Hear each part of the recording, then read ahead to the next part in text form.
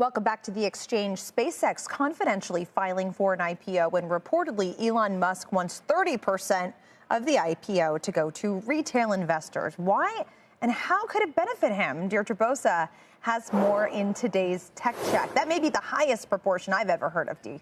It is. You're right, LP. It is. And you know the space very well. So that 30% number is the one to watch here. In a typical IPO, retail gets 5 to 10%. So Musk wants 3 times the norm.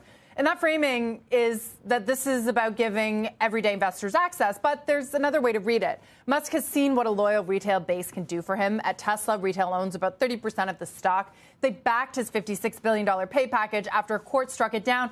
And then they approved a new one worth up to $1 trillion.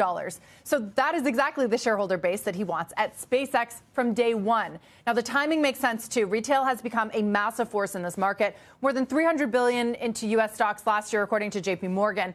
But until now, that has been bottom up. GameStop, AMC, others. Retail organizing itself.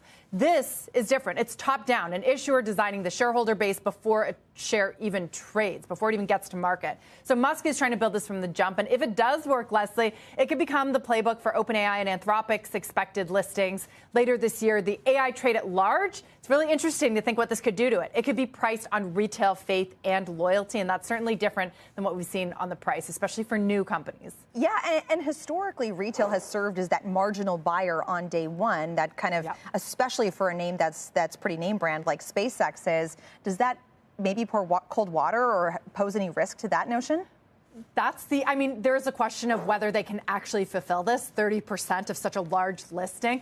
But you're right. They've been along for the ride, and this is a fundamental change, right? If you want to allocate 30% to these retail investors, that changes the dynamic, right, of the company, the whole makeup of it. You might be willing to vote more with Elon Musk. So it's really interesting to consider whether it actually happens. Speak to some people who say kind of like, yeah, right, it's going to be hard, or you're going to leave them with the bag if they do that. So we'll see how it all plays out. Yeah, it's definitely an interesting idea. I'm very curious to see how it works, especially on that first day of trading where retail can come in and really make a difference there. Deirdre Bosa, thank you so much.